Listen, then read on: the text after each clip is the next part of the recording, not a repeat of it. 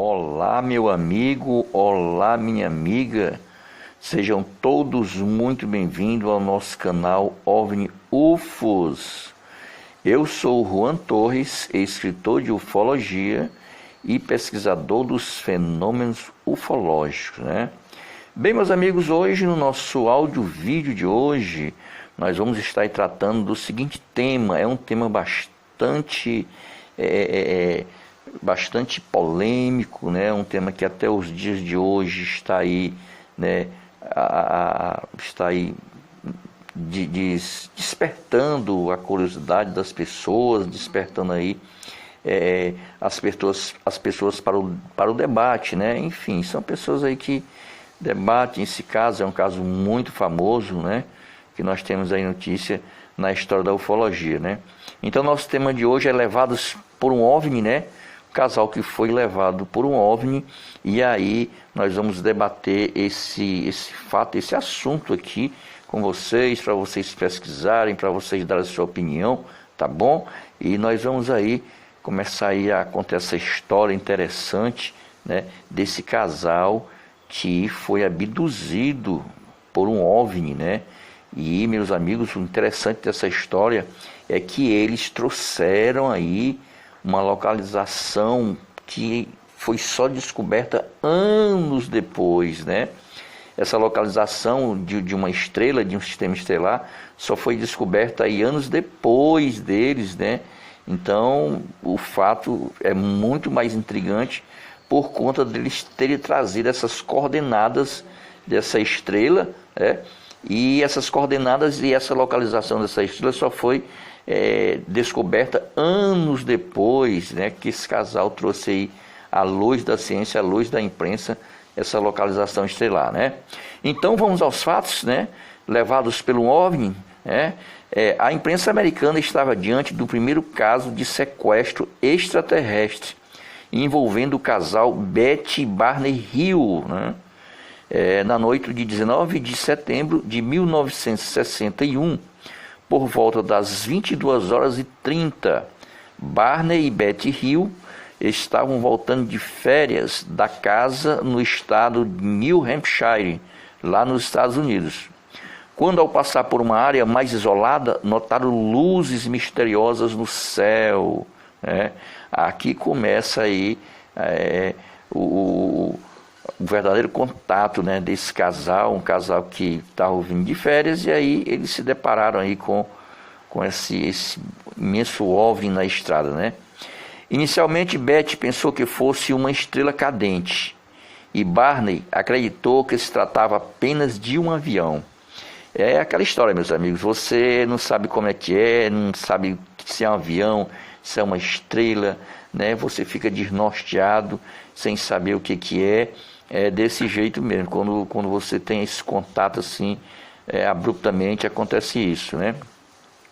As luzes multicoloridas não cessavam e começaram a mover-se de maneira estranha. O casal continuou a observar os brilhos, né, no céu, quando de repente algo chamou a atenção, né? Um objeto mudou bruscamente de direção e desceu de encontro ao carro dos Hills, né? Aí, meu amigo, você já viu, né? Você está no meio do mato, na estrada escura, sozinho, e se depara aí com algo, né, inesperado, né? Então, o objeto desceu ao encontro do carro dos Hills. Barney, que estava ao volante, começou a ficar apreensível e acelerou o veículo, né? Cara, não quero nem, eu vou botar aqui mais velocidade para me fugir aqui desse objeto, né?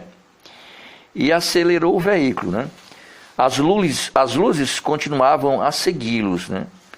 Por vezes mais perto e por vezes mais longe, né? Se afastava e ficava em contato, né? Betty pediu ao marido que parasse o carro, né? Desesperada, com certeza, pediu para parar o carro, né? Para que eles pudessem ver com binóculos, né, o que estava acontecendo. Ou seja, você vê como é que o ser humano reage numa situação dessa. Muitos reagem com medo, muitos fogem, outros param, né, para poder querer ver mais perto. Foi o caso aqui da esposa do Rio, pediu para parar, né, para ela pegar o binóculo e ter certeza do que estava acontecendo. Ao olhar através da lente, a mulher não teve dúvidas de que era um disco voador, um objeto voador não identificado, né? Ela viu uma nave com luzes coloridas ao redor. Barney pediu que a esposa voltasse para o carro e deu com continuidade à viagem. A bizarra aeronave acompanhava-os de longe. Ou seja, você vê como o ser humano ele reage de várias maneiras, né? A mulher quis sair, quis ver o que era, o homem já estava com medo, queria sair dali. Então vamos adiante. Os rios alegaram que continuaram a viagem na estrada isolada, prosseguindo bem devagar para que pudesse observar o objeto que se aproximava mais e mais que um segundo, né? O casal se movia conforme a topografia, né? Mergulhando em frente aos picos e descendo lentamente em sua direção, né? Em certo momento, pareceu que o objeto pousará no topo de um cânion, né? Uma montanha mais na frente, e eles observaram que o objeto pousou nessa montanha. E logo começou a se mover novamente, né? Aproximadamente 1 milha ao sul de Indian Head, né? Isso é uma rodovia, né? E eles disseram que uma aeronave imensa, né, que seria uma aeronave imensa, né, começou a se aproximar, né, e aí desceu em direção ao carro deles, ou seja, até que enfim ele desceu na frente do carro deles, né, e fazendo com que Barney parasse no meio da rodovia. E aí o contato acontece, né? A aeronave, né, desceu aproximadamente 25 a 30 metros do carro deles, um Chevrolet Bel Air 1957, né, e aí ocupou todo o campo da visão do automóvel deles, né? E o Barney Hill, né, tirou uma pistola do seu carro, se afastou do veículo e se aproximou do objeto, né? Desesperado, logicamente, ele ia fazer uso, você não sabe o que faz, fazer de uma arma de fogo, né, diante de um objeto com uma tecnologia tão avançada, você não sabe o que pode acontecer de revide, né? Barney se afastou do veículo, né, e se aproximou do objeto. Disse ter visto com binóculos de 8 a 11 vultos humanoides olhando para fora das janelas da nave, parecendo olhá-los, né? Olha aí, você já pensou a imagem? Você vê os tripulantes, né, já te olhando, já com aquela curiosidade, e você ali sem ter para onde correr, né? É um negócio meio... duro, viu? E aí, Barney se comunicava com eles telepaticamente e ouviu, né, uma ordem partindo dos humanoides: fique onde está. E continuou olhando. Luzes vermelhas, no que pareciam ser asas de morcegos, começaram a surgir nos lados da aeronave. E uma longa estrutura baixou do seu fundo. Ou seja, um trem de pouso, né, baixou ali, né, e a aeronave se aproximou silenciosamente a uma distância, né, que Barney disse estar a uns 15 metros de distância. Barney se afastou subitamente, né, e correu de volta para o carro, dizendo: eles vão nos pegar. Então ele viu o objeto, né, mudar de posição diretamente acima do veículo, né, e se afastou em alta velocidade. Beth, né, não quis prestar atenção no objeto. Ela abriu a janela e olhou para cima, mas só viu escuridão acima deles. Ou seja, nesse momento aqui, eles estavam sem saber o que fazer, né? Eles não tinham nenhuma noção do que era, né? Não tinham noção do que estavam em estado de choque, né, meus amigos? Você fica em estado de choque diante de uma visão dessa, né? E aí as coisas começam a acontecer, né? Quase que imediatamente uma série de zumbidos mecânicos fortes, o suficiente para fazer o veículo vibrar. Pareceu vir da traseira do carro, né? Beth tocou o metal na porta ao seu lado, esperando sentir um choque elétrico, mas sentiu apenas a vibração, né? Os rios dizem que começaram a experimentar uma alteração de estado de consciência, né? Aqui eles já estavam perdendo a consciência, já tinham entrado já em estado já tinham apagado, como diz popularmente, né? Tinha em alteração de estado de consciência, que os deixou com a mente entorpecida. Eles sentiram, depois relataram, que sentiram a sensação de formigamento em seus corpos, né? Depois de alguns anos, aqui eles tiveram esse contato, né? Eles sentiram esse formigamento, eles, né? Depois eles retornaram para casa, né? E só depois de alguns anos, né, eles começaram a ter sonhos, né? Depois de alguns anos, eles começaram a ter sonhos, né? E com todos os detalhes, eles lembram, né? Eles começaram a lembrar de todos os detalhes daquele dia, daquela noite lá, que aconteceu com eles, né? Os detalhes que teriam acontecido naquela noite, né, em sonho, era muito nítido, né? Estava vindo muito, com muita clareza, né? E aí, o que eles dizem bem aqui assim, né? Ela diz que perguntou ao líder, né? Ela diz que estava lá, ela estava, né? E ela lembra-se que perguntou ao líder, né, se poderia levar um artefato da nave, né? Isso aqui, eles entraram na nave, eles contam que estiveram lá, ela esteve em cima de uma maca, né? Viu aqueles tripulantes em cima dela lá, como se fosse em uma sala de cirurgia. E aí ela pergunta para eles, né? Depois que ela acorda, lá em cima dessa maca, em volta vários seres perto dela, e ela pergunta se ela poderia levar uma lembrança, né? E aí, eu posso levar esse artefato da nave para provar que esse encontro foi real. Isso aqui foi depois do sono, depois de anos, ela contando, né? O líder deixou que levasse um livro, né? Um livro grande, cujas páginas estavam preenchidas com símbolos em colunas. Aqui é que vem a história interessante, né? Esse livro, né, que mostrou para ela lá, ela pegou essas anotações. Então vamos mais adiante aqui, né? Que levasse um livro grande, cujas páginas estavam preenchidas com símbolos em colunas.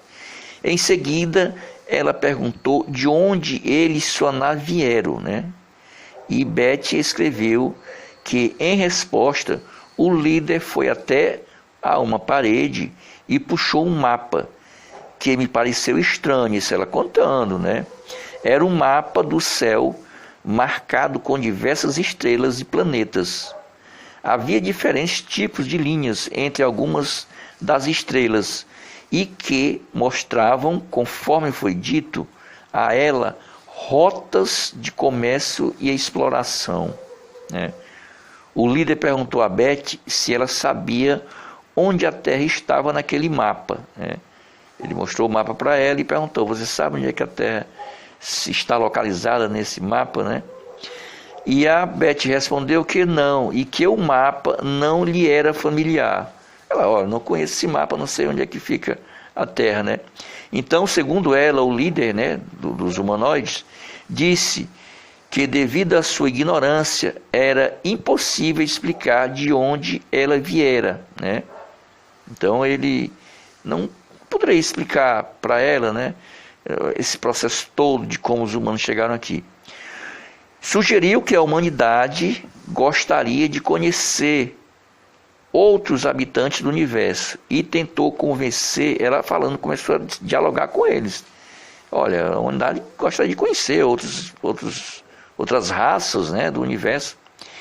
e gostaria de conhecer outros habitantes do universo, e tentou convencer o líder a anunciar abertamente sua presença na Terra. Nesse momento, os homens trouxeram Barney para a sala. Ele, aí que já chegou, ela já se encontrou com o marido, né? Barney parecia estar em transe. Os homens começavam a levar os rios para fora da nave, quando surgiu uma discussão entre eles, naquela linguagem estranha em que falaram anteriormente.